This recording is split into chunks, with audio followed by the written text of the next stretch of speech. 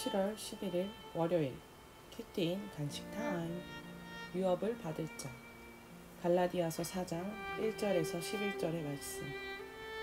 내가 또 말하노니 유업을 이을 자가 모든 것의 주인이나 어렸을 동안에는 종과 다름이 없어서 그 아버지가 정한 때까지 후견인과 청지기 아래에 있나니, 이와 같이 우리도 어렸을 때에 이 세상에 초등학문 아래에 있어서 종노릇 하였더니, 때가 차면 하나님이 그 아들을 보내사 여자에게서 나게 하시고 율법 아래에 나게 하신 것은 율법 아래에 있는 자들을 속량하시고 우리로 아들의 명분을 얻게 하려 하심이라.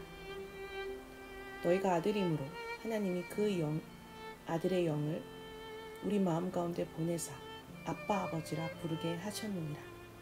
그러므로 내가 이후로는 종이 아니요 아들이니, 아들이면 하나님으로 말미암아 유업을 받을 자니라.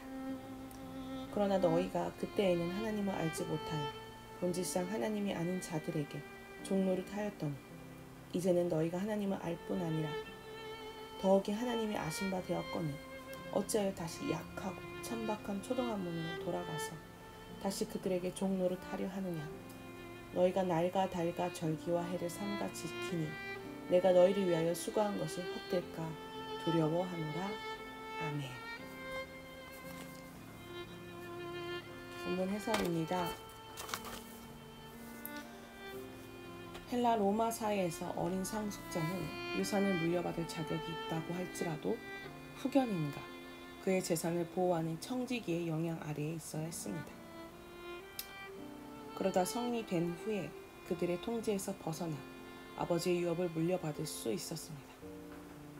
바울을 포함한 유대인과 이방인 모두는 예수 그리스도께서 오시기 전까지 이런 초등학문 아래에서 종노릇 했습니다. 유대인에게는 모세의 율법이, 이방인에게는 양심이나 자연법 등이 초등학문에 속했습니다. 우리는 예수 그리스도가 아닌 그 어떤 인간적인 방편으로도 구원을 받을 수 없고 하나님께 나아갈 수 없습니다. 나는 예수 그리스도가 아닌 세상의 어떤 초등학문 아래에서 종노릇하고 있습니까? 하나님이 정하신 때에 그분의 아들인 그리스도를 우리에게 보내셨습니다. 그 이유는 율법 아래서 종노릇하는 자들을 속량하심으로 자유를 주고 우리를 구원하여 하나님의 자녀로 삼으사 성령을 보내심으로 하나님을 아빠, 아버지라 부르게 하려 하심이었습니다.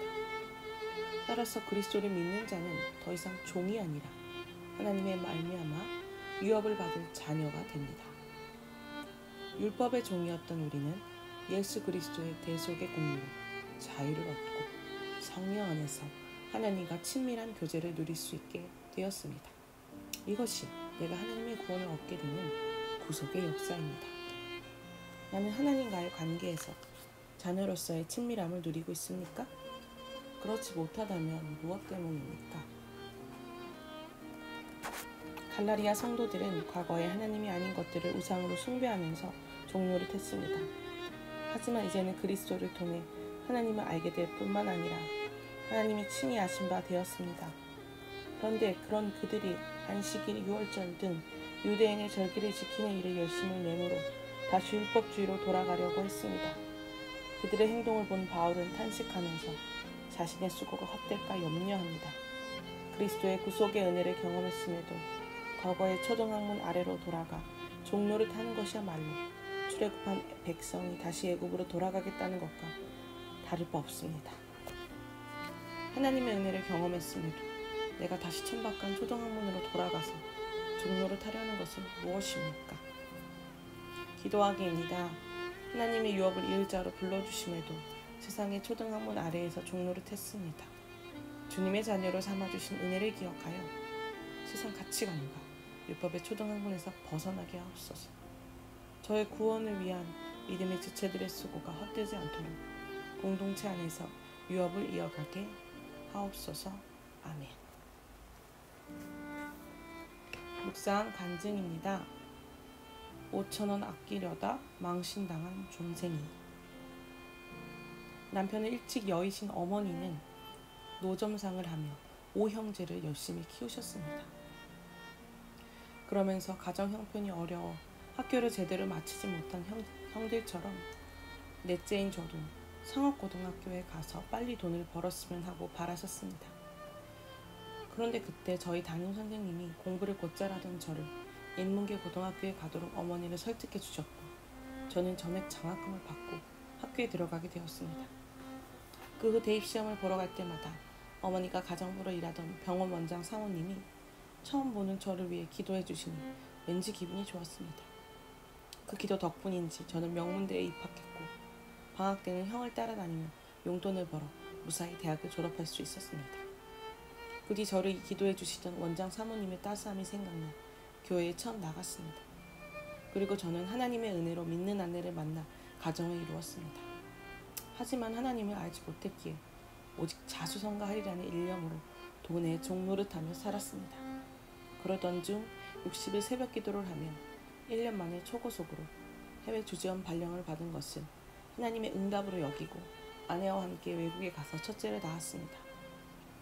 4년 후 귀국해서도 외국에서 온 지 얼마 안 되어 힘들어하는 아내와 어린 아이기는 돌보지 않고 휴일 없이 일 중독에 빠져 지냈습니다.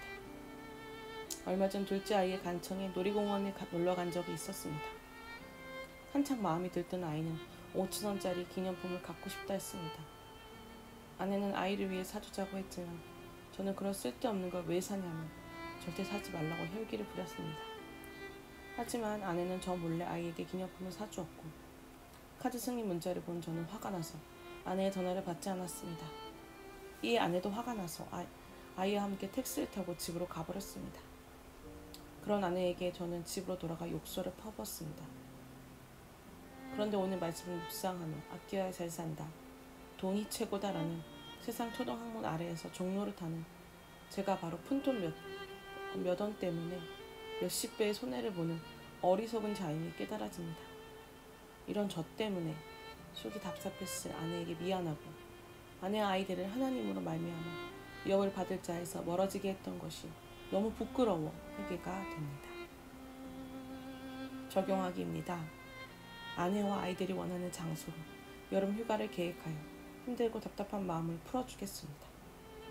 입었던 옷은 뱀이 허물을 버뜩 벗어놓지 않고 잘 벗어서 빨래통에 넣겠습니다.